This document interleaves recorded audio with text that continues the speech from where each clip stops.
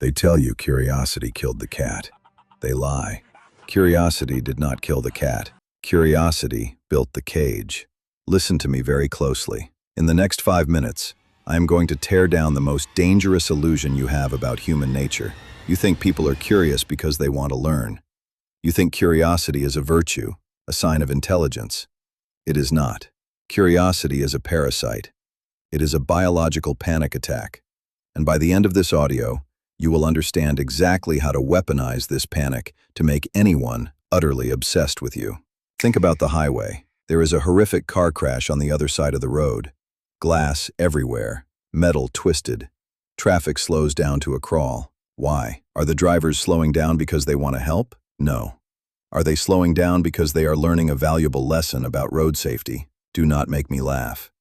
They slow down, they stare, and they hold their breath because they are terrified. Curiosity is born from paranoia. We look into the dark not because we are brave, but because we need to know if the monster is looking back. We have a desperate, primal need to identify threats. When you see a closed door, your brain does not think, "Oh, what a lovely mystery." Your brain thinks, "What is hiding behind that wood that can destroy me?"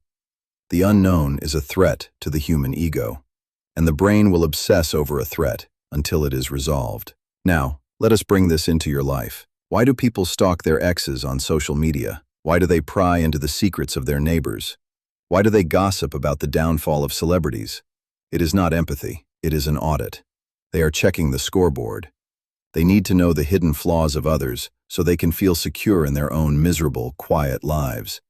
They want to find the crack in the porcelain, because if you are broken, it means they are safe. This is the dark engine of human attention. People do not care about your success. They care about your secrets. And this is where you take control. If you want to hold someone's attention, you do not give them answers. You give them breadcrumbs.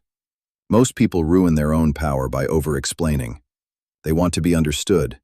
They talk too much. They post everything. They become an open book. And what happens to an open book once it has been read? It gets put on a dusty shelf and forgotten. Never be an open book. Be a torn page.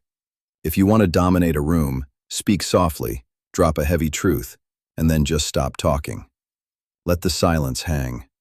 If someone asks you how you achieved something, give them a half smile and say, "I stopped playing by the rules." And then change the subject. Watch their eyes. Watch the parasite wake up.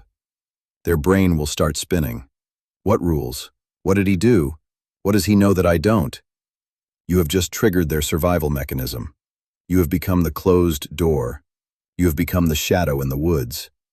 They will not be able to sleep. They will replay your interaction in their head 100 times, trying to solve the puzzle of you. You see, closure is the death of interest. When you answer all their questions, their brain shuts off. They move on to the next shiny object. But when you withhold, when you leave a gap in the story, their mind is forced to fill that gap with their own wild imaginations. And humans will always imagine you to be far more dangerous, far more wealthy, and far more powerful than you actually are. Do not feed their curiosity. Starve it. Give them just enough to realize you possess something they lack, and then close the vault. They will claw at the metal. They will beg for the code. They will call it curiosity. But you and I both know the truth. It is surrender. Now, go lock the door.